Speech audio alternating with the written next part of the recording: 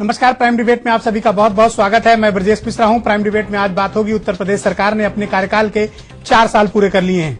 मुख्यमंत्री अखिलेश यादव ने अपने दफ्तर में 4 साल का वक्त गुजार लिया है। वक्त कैसे बीतता है पता ही नहीं चलता। 15 मार्च 2012 को जब सबसे युवा मुख्यमंत्री के तौर पर अखिलेश यादव ने शपथ ली थी, वक्त कितनी तेजी से गुजरा, गंगा और यमुना और गोमती में कितना पानी बह गया। अब शायद 4 साल के बाद अखिलेश यादव को इसका एहसास हो रहा होगा। अब चुनावी वर्ष एक तरीके से आधिकारिक तौर पर शुरू हो चुका है, क्योंकि अगले साल की शुरुआत में उत्तर प्रदेश में विधानसभा का चुनाव अखिलेश यादव को फेस करना है। तो अखिलेश यादव की नीति, नियत, वादे, जनता की उनसे अपेक्षाएं क्या रही हैं, 4 सालों में क्या कुछ अखिलेश ने किया, क्या खोया क्या पाया, जनता ने कितनी उनसे अपेक्षा की थी, उन अपेक्षाओं पर अखिलेश यादव कितना खरे उतरे, आज इसी विषय पर खास बहस ईटीवी पर आमंत्रित की गई है। मेरे साथ 4 महत्वपूर्ण मेहमान इस पूरी परिचर्चा में मौजूद हैं, जिसमें उत्तर प्रदेश में समाजवादी पार्टी के नेता मोहम्मद शाहिद सरकार की तरफ से पक्ष रखेंगे कि अखिलेश ने 4 साल में क्या किया। उत्तर प्रदेश में भारतीय जनता पार्टी के मुख्य प्रवक्ता विजय बहादुर पाठक, जो ये बताएंगे कि यूपी सरकार कहां कहां फेल रही। उत्तर प्रदेश में कांग्रेस के नेता डॉक्टर हिलाल नकवी मेरे साथ स्टूडियो में मौजूद है। इनसे जानने की कोशिश करेंगे कि कांग्रेस का नजरिया समाजवादी पार्टी की सरकार के प्रति क्या है। और उत्तर प्रदेश के बहुत जाने माने पत्रकार और राजनीतिक विश्लेषक हेमंत तिवारी मेरे साथ मौजूद है। बहुत स्वागत आप चारों का। शाहिद, सबसे पहले तो बधाई कि आपकी सरकार ने, आपके मुख्यमंत्री ने 4 साल का कार्यकाल अपना पूरा कर लिया और अब चुनावी वर्ष में प्रवेश कर चुके हैं। मेरा पहला आपसे सवाल है कि इस उपलब्धि को आप किस तरह से आंकते हैं। कठिन सवाल फिर मैं आपसे अगले राउंड में करूंगा। देखिए, सबसे पहले उत्तर प्रदेश की जनता को बधाई, जिसने हमको 15 मार्च 2012 में सरकार चुनने के लिए मैंडेट दिया। उसके बाद आप लोगों सबको, पूरे जितने पत्रकार बंधु हैं, सबको बहुत बहुत बधाई, जिसमें आप लोगों ने सरकार चलाने में सहयोग दिया। उत्तर प्रदेश की सरकार जिस दिन समाजवादी पार्टी की सरकार बनी थी, हमारा एक एजेंडा था इलेक्शन मैनिफेस्टो में विकास। उसके अलावा हमारा कोई एजेंडा, हमने जितने भी इलेक्शन मैनिफेस्टो में वादे किए थे उत्तर प्रदेश के 22 करोड़ सम्मानित जनता से, वो हमने पूरे 99.9% लगभग कर दिए हैं। बाकी जो बचे छोटे मोटे काम हैं वो भी पूरे हो जाएंगे 2-4-6 महीने के अंदर। आप ये देखिए, उत्तर प्रदेश में जिस तरह से समाजवादी सरकार में विकास की जो एक लहर चली, उससे परेशान होकर विपक्षी दल एक अनर्गल आरोप लगाना, ये कहीं से नहीं है। ये कहीं ना कहीं ये लोग विकास विरोधी हैं। कहीं ना कहीं ये लोग विकास नहीं चाहते। ये चाहते हैं, कोई चाहता है धर्म की बात, कोई चाहता है इसकी बात, कोई चाहता है उसकी बात। उत्तर प्रदेश जब विकास के रास्ते पे चलेगा तो उत्तर प्रदेश के लोगों के चेहरे पर खुशहाली आएगी। एक बात, उत्तर प्रदेश में रोजगार बढ़ेगा। उत्तर प्रदेश बेरोजगार नौजवानों का रोजगार के अवसर। मैं नेक्स्ट राउंड में आऊंगा, आप तब तक और तैयारी कर लीजिएगा। विजय बहादुर पाठक, उत्तर प्रदेश की सरकार किन किन मोर्चों पर विफल रही, शुरू हो जाइए। ब्रजेश जी, आपने देखा कि किस तरह से सत्तारूढ़ दल के नेता हताश और निराश हैं। सरकार तो नहीं देखा, सरकार की उपलब्धि बताने की बजाय ये विपक्ष पर हमलावर है कि साहब विपक्ष हताशा में है। आप बताइए, चुनाव घोषणा पत्र में इन्होंने कहा था, जिस सीएजी की बात इन्होंने की थी और कहा था कि सीएजी की जो रिपोर्टें हैं उनकी अनदेखी हो रही है, हम आएंगे तो एक जांच आयोग बनाएंगे और जांच आयोग समयबद्ध जांच करेगा।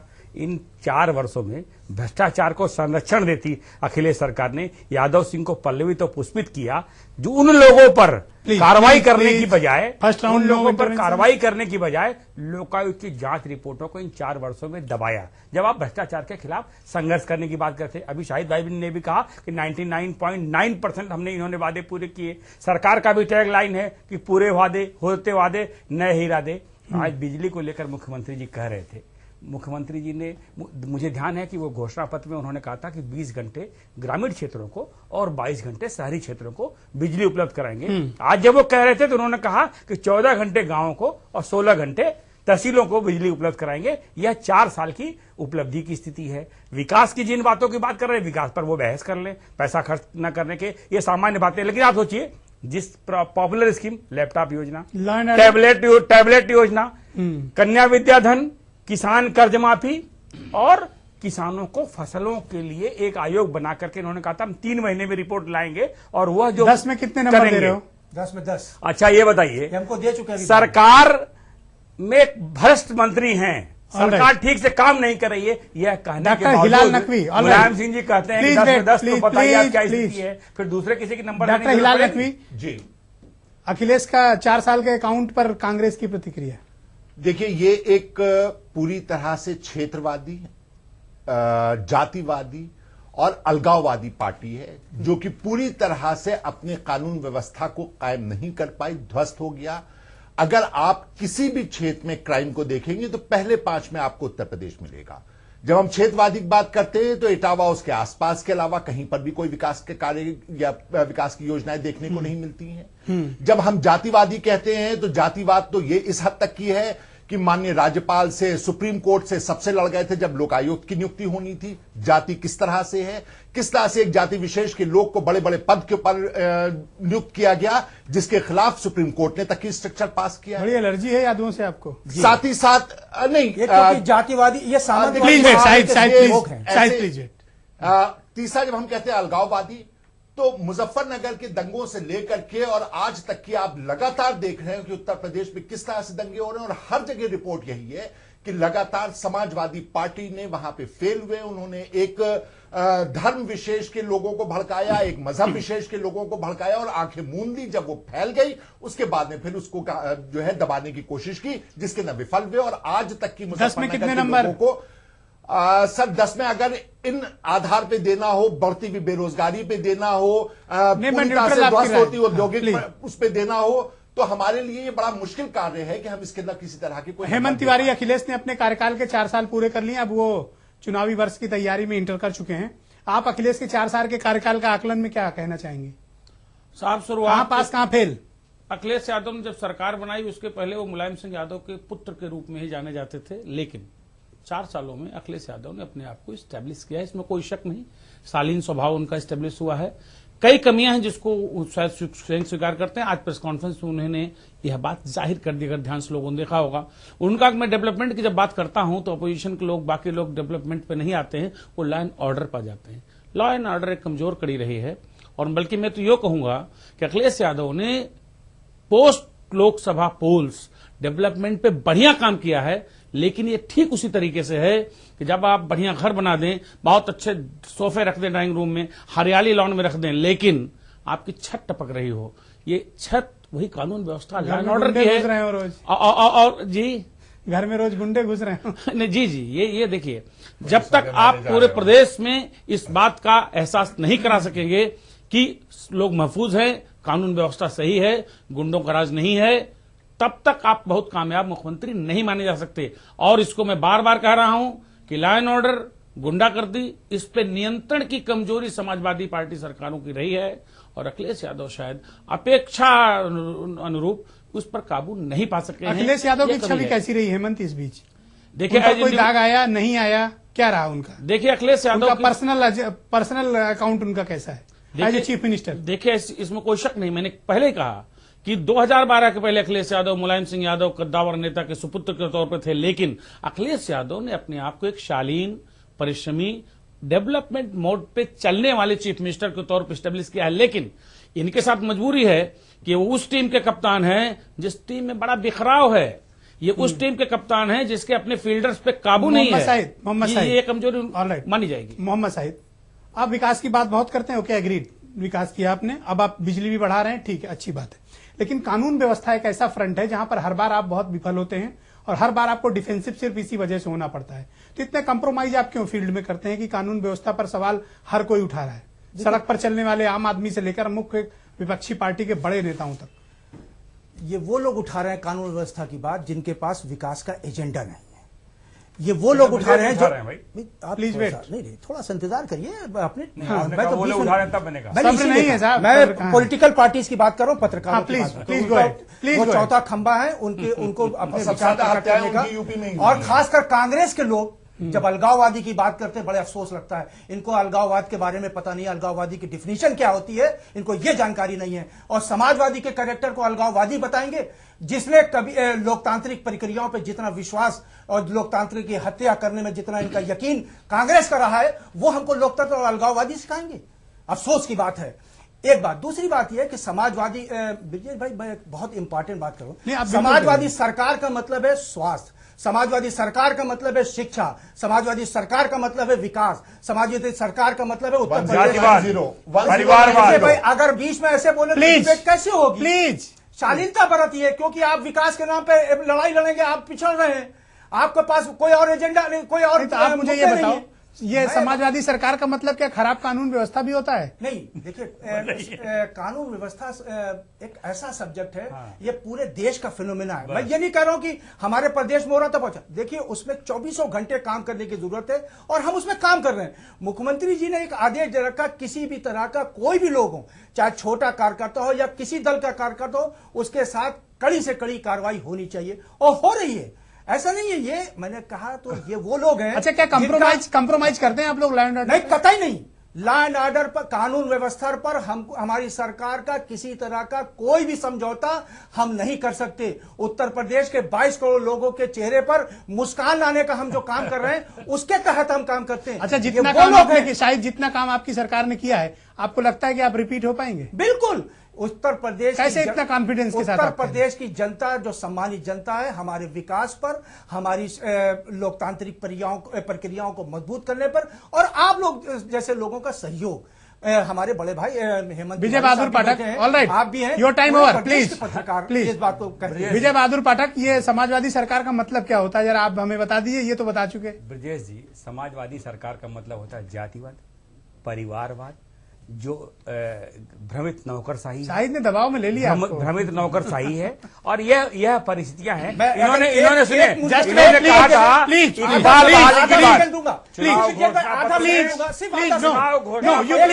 इन लोगों के पास क्या मुद्दा है? घोषणा पत्र में इन्होंने कहा था, की बात करते हैं, 3 महीना हो गया यादव सिंह को गिरफ्तार किए, जानकारी रखिए। आज तक कोई बात नहीं आई, ये निकलकर मोहम्मद साहिद जी झूठा मुद्दा बनाते हैं, बाकी कुछ नहीं। जब डिबेट पर आइए तो जानकारी करके आइए। अभी ईटीवी ने 7 बजे के बुलेटिन में चलाया कि चार्जशीट दाखिल हो गई है। चार्जशीट दाखिल होना, सुनिए, मैं फिर कह रहा हूँ, उसने कोई बयान शामिल पर बहस करिए। आप लोग झूठी बातों अगर आप उपलब्धि के हैं, दिन आप हताश और निराश हैं तो हम समझ सकते हैं कि किस स्थिति में समाजवादी पार्टी है। ओके, समाजवादी सरकार का मतलब मैं आपसे पूछ रहा था। नहीं, मैं ब्रजेश यही कह रहा हूं कि चुनाव घोषणा पत्र में इन्होंने कहा कि हम पुलिस के इकबाल बहाली की बात करेंगे। आज मुख्यमंत्री जी के 3-4 कोट मैंने भी सुने। उन्होंने कहा कि साहब, हम एम्बुलेंस सेवा हमारी बड़ी बेहतर है।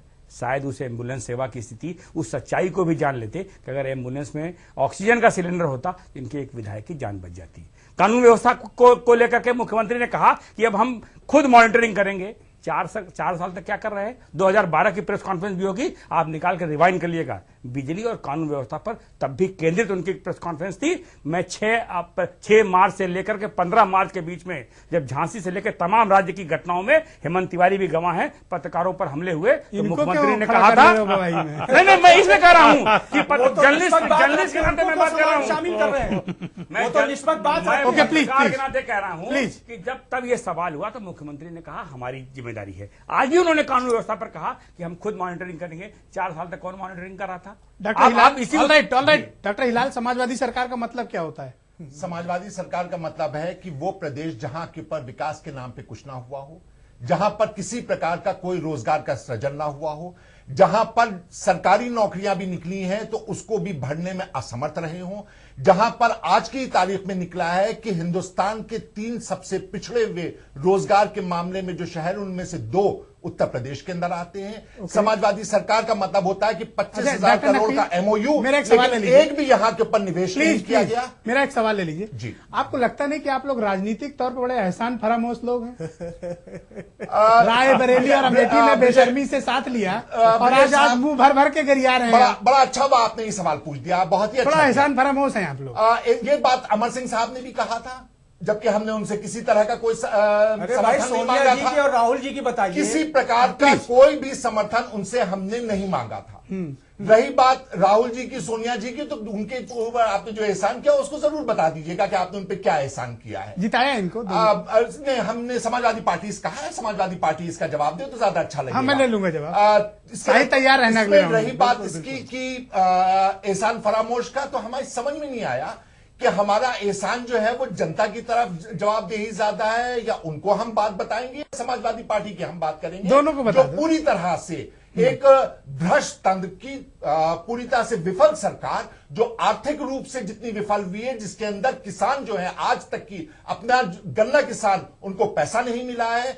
आत्महत्या करते हुए किसान जो है पूरे के पूरे प्रदेश के अंदर देखने को मिल रहे हैं। रोजगार की स्थिति इससे बुरी कहीं है नहीं पूरे देश के अंदर। आप जितनी योजनाएं, चाहे लैपटॉप योजना हो, चाहे बेरोजगारी भत्ता हो, वो फेल हो चुकी है। मुसलमानों से जो 18.5% का वादा किया था पूरा नहीं करते हुए दिखाई देते। मुसलमानों के विकास के नाम के ऊपर केवल 400 करोड़ रुपए कब्रिस्तान की चारदीवारी बनाने के लिए, जिसके अंदर मार करके खुद ही लोगों ने गाड़ भी दिया। ओके हेमंत तिवारी, अब विधानसभा का चुनाव बहुत नजदीक है, जाहिर सी बात है अखिलेश यादव ही सबसे बड़े पोस्टर बॉय होंगे। क्या आपको लगता है कि अखिलेश सिर्फ अपनी उपलब्धियों के दम पर वापस रिपीट कर सकते हैं? अब देखिए, उपलब्धियों का आकलन हम कैसे करें? अगर मैंने पहले कहा हम 80% बहुत बढ़िया काम कर रहे हैं, लेकिन 20% जो सीधे मैटर करता है वो ठीक नहीं कर रहे हैं, तो पब्लिक उसको देखती है। इसमें कोई शक नहीं कि पावर के सेक्टर में बहुत बढ़िया काम हुआ। अगर 1750 मेगावाट का प्रोडक्शन होता है, जो इनका लक्ष्य है, बड़ी चीज है, बहुत बड़ी चीज है। कुछ चीजें दिखती नहीं, जैसे इरिगेशन में आप देखिए, इरिगेशन में अगर 15 लाख हेक्टेयर सिंचन क्षमता आपने बढ़ाई और 3 साल लगातार सूखा रहा, तो बड़ी चीज है। ये प्रत्यक्ष अभी दिख नहीं रही है। इन सब अच्छाइयों के बावजूद, जैसा मैंने पहले कहा कि ब्यूरोक्रेसी पे प्रॉपर कंट्रोल नहीं, पब्लिक ये भी देखती है। अखिलेश की कमियां क्या हैं? आपको क्या लगता है कि अखिलेश कहां पर कमी कर जाते हैं? अच्छे काम तो आप लोगों ने सबने गिनाए, कमी कहां रह जाती? जैसे आपने कहा कि ब्यूरोक्रेसी पर कठोर नियंत्रण नहीं है। साहब, ब्यूरोक्रेसी में मुझे 30 वर्षों की पत्रकारिता, 31 वर्षों की पत्रकारिता में ब्यूरोक्रेट्स के इतने बड़े पैमाने प्रमोशन मैंने नहीं देखे। इतिहास है, इतने प्रमोशन कभी नहीं देखे। पीपीएस से आईपीएस, पीसीएस से आईएएस, और हर जगह प्रमोशन। लेकिन सख्ती करने से बचते हैं। लेकिन जी वही बता रहा हूं। आज अखिलेश यादव ने इस बात को कहा कि हमसे लोग कहते हैं कि आप सख्ती क्यों नहीं करते। नौकरशाही के प्रति अखिलेश यादव को बड़ा नरम रुख रहा है। अखिलेश यादव का दुर्भाग्य है कि जिस तरीके का पंचम तल उनको मिलना चाहिए था, जो एडवाइजर्स होते हैं, I do agree with you, नहीं मिला। आई डू एग्री विद, और मेरे ख्याल में पिछले 25 वर्षों का सबसे कमजोर पंचम तल है। और जिन ब्यूरोक्रेट्स के लिए अखिलेश यादव ने इतना अच्छे प्रमोशंस दिए, सब कुछ किया। अच्छा, वफादार अफसर हैं क्या? उन्होंने रिटर्न में वफादार अफसरों कोई टीम तैयार हो पाई? विधान परिषद मेरे वेरी इंपॉर्टेंट इशू, मेरे ख्याल में कोई दावे के साथ नहीं कह सकता। जो पुराने मुख्यमंत्री रहे हैं, शायद उनके ज्यादा लॉयल अफसर जो चिन्हित हैं, उसके मुकाबले ये अपना बहुत विश्वास पात्र अफसर नहीं तैयार कर पाए। हाँ, जिन अफसरों पर शायद बहुत ज्यादा भरोसा नहीं था, उन्होंने अप्रत्यक्ष रूप से बेहतर परफॉर्म किया। जैसे प्लीज कंटिन्यू। देखिए, हमारी सरकार ने कभी भी किसी भी ब्यूरोक्रेट पर, चाहे आईएएस हो, आईपीएस हो, पीसीएस हो, पीपीएस हो, कोई भी, उस पर किसी तरह का पार्टी का टैग नहीं लगाया। हमेशा ये काम किया कि वो परिषद के नतीजों के बाद अगर समाजवादी पार्टी ये कह रही है तो भाई नहीं समझ आता। एक क्षेत्रीय दल जिसके पास कुछ नहीं बचा, जिसके पास राष्ट्रीय दल है, जिसके पास राष्ट्रीय था, ये तो एक पास्ट हो गया ना।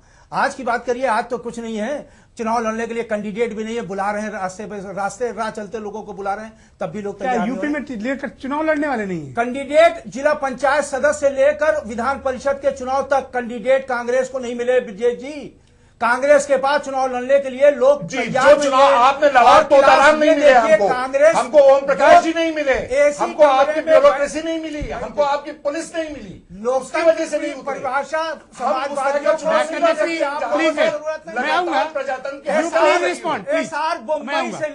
एसआर मुंबई से लेकर उपलब्धि के बारे में थोड़ा बताइए। ये तो आपके सहयोगी हैं, इनको समर्थन आप दे ही देंगे। और हम लोग जब राज्यसभा देनी हो तब दे देते हैं, जब लोकसभा में समर्थन देनी हो तब दे देते हैं। उपलब्धि बताना जो सवाल है वो बताइए। बात हो रही थी कि ब्यूरोक्रेसी पर, जैसे हेमंत जी ने कही एक बात, सवाल है उसका उत्तर दीजिए। उत्तर प्रदेश में जो बिजली पे जो काम है, जो सबसे बड़ी समस्या थी उत्तर प्रदेश में, समाजवादियों की सरकार जब से बड़ी जो लाइन लॉस है वो सबसे तो इटावा के आप लोगों को फोबिया हो गया सुनने का, पैदा करिए। नहीं, ये सच्चाई है। लोगों को खेल है बिजली विभाग में, ये सामंतवादी दल के सोच के लोग हैं। इनकी सोच कभी ये नहीं रही कि यार समर्थन तो आप करते हो इनका, सत्ता में रहे। जब राज्यसभा जाना होता तब भी आप समर्थन कर देते हैं। एक बात नहीं, विजय भाई एक सेकंड कहूंगा। अभी हेमंत भाई ने बहुत इंपॉर्टेंट बात कही बिजली पर। बिजली में आज आप देखिए 1000 मेगावाट, आप जल्दी समाप्त करो, मेरे पास टाइम हमारा हुआ। आप उत्तर प्रदेश में जो बिजली का वादा किया है वो हम पूरा करने। अरे आपने वादा किया था 20 घंटे, 22 घंटे, 14 घंटे, 16 घंटे। एक तारीख गलत बयानी कर रहे हैं। हमारा बिजली प्रोग्राम है, योर टाइम जारी हो जाएगा। विजय बहादुर 20 सेकंड। ब्रजेश जी, इन्होंने कहा था वन बाई वन चुनाव घोषणा पत्र में कि जो लोग वादे पूरे नहीं करते हैं वो अक्षम अपराध करते हैं। और यह अक्षम अपराध समाजवादी पार्टी ने किया है। ओके। चाहे लैपटॉप, चाहे बेरोजगारी भत्ता या जो भी पॉपुलर स्कीम है, उन स्कीमों को मुख्यमंत्री याद कर रहे थे कि बहुत सारे वादे हैं, अपना घोषणा पत्र पढ़ लेते, 23 पेज का था, बहुत टाइम लगता, समझ में आ जाता कि कहां खड़े हैं। ओके, डॉक्टर हिलाल नकवी 20 सेकेंड। पूरी तरह एक तो आप जो रिप्लाई दे रहे थे वो भी जोड़ लीजिए। पूरी तरह से अक्षम, फेल होती हुई सरकार 60,000 करोड़ रुपए की बिजली का घोटाला अगली सरकार निकालेगी कि सस्ती बिजली केंद्र से ना लेकर के महंगी बिजली प्राइवेट कंपनी से लिया, उसके बाद वादा करते हैं कि अच्छा, ये बता रहे थे आपको चुनाव में लड़ने के लिए कोई मिल नहीं रहा, क्या है वो? देखिए ब्रिजेश, आप देख लीजिए, जिला पंचायत में सहारनपुर ने बता दिया, जिला सहारनपुर ने बता दिया, हमने ये बात फैजाबाद में बताया, हमने इस बात मुजफ्फरनगर में बताया। अच्छा, यहाँ ये लोग लड़ेंगे, क्या दिक्कत है? लेकिन लोकसभा और राज्यसभा में दोनों समर्थन कांग्रेस आपके साथ एक पीआर कंपनी पे विश्वास है, जनता के कामों, जनता पर विश्वास नहीं है इनको। एक पीआर कंपनी पे विश्वास कर रहे हैं, जनता के टाइम विश्वास नहीं हेमंत करेंगे, तिवारी, क्योंकि हेमंत, ये जनता के नाइंसाफी की बात है। हमारे 20 सेकंड में अगर 20 हम सेकंड विकास की समाजवादी बात पार्टी करते बोलेगी, हैं, हम प्लीज, जनता की ऐसे बात कोई करते थोड़ी हैं, होएगा हम बात। जनता के विकास कहाँ की जनता की बात बात कर रहे हैं? प्लीज आप तो कोई परिवार की बात करते हैं। पूरी तरह से अक्षम पार्टी जातिवाद से घिरी हुई, क्षेत्रवाद से घिरी ओके। हुई, अलगाववाद से घिरी हुई, एक डायनेस्टी जितने भी की मुसलमानों पार्टी, से वादा किया, हेमंत, दो परिवार, सारे के एक सारे परिवार फेल में दो होते लोगों हुए, की पार्टी। सारे के सारे फेल ओके, होती ये all right doctor Naqvi, time over. Hemant Tiwari 20 second. देखिए, अखिलेश यादव के पास Final word। अखिलेश यादव के पास खुला मौका था कि स्ट्रांग चीफ मिनिस्टर बनने का, वो नहीं बन पाए। उसका एक कारण है कि जो इनके अपने थे, चाहे इनके अपने नेता हों जो दादागिरी करते हैं, चाहे इनके अपने ब्यूरोक्रेट्स जिन्होंने धोखाधड़ी की, प्रॉपर रिस्पांस नहीं किया, उनकी वजह से एक अच्छी छवि बनाने वाले, एक अच्छे शालीन शिष्ट मुख्यमंत्री को वह अवसर गंवाना पड़ा जो उसके सामने खोला था। अभी भी वक्त है। अच्छा, क्या ऐसी भी स्थिति है हेमंत की अखिलेश यादव वर्सेस समाजवादी पार्टी है? मैं ऐसा तो नहीं मानता हूं, लेकिन तमाम ऐसे मोर्चे हैं जो अघोषित हैं, जो अप्रत्यक्ष हैं, लेकिन अखिलेश यादव की कामयाबी जो मिल सकती थी उसमें रोड़ा बने, उसमें ब्यूरोक्रेट्स भी हैं, उसमें तमाम ऐसे नेता हैं जो फील्ड में जाकर के, बहुत बहुत धन्यवाद, जो फील्ड में जाकर के सरकार की छवि खराब कर रहे हैं। बहुत बहुत धन्यवाद मोहम्मद साहिद, बहुत विजय बहादुर शुक्रिया, पाठक, आपका डॉक्टर बहुत नकवी, शुक्रिया। हेमंत तिवारी, आप चारों का बहुत बहुत शुक्रिया। वक्त कम है लेकिन ये बहस आज आप लोगों ने बड़ी दिलचस्प बना दी। बहुत बहुत शुक्रिया आप चारों का मेरे साथ इस बड़ी परिचर्चा में सम्मिलित होने के लिए। इसमें कोई दो राय नहीं कि व्यक्तिगत पर अखिलेश यादव बतौर मुख्यमंत्री उनकी छवि पर कोई दाग नहीं है। अखिलेश यादव की छवि एक विकास परक चीफ मिनिस्टर की रही है, लेकिन कानून व्यवस्था और लचर नौकरशाही अखिलेश यादव के लिए परेशानी का सबब जरूर है।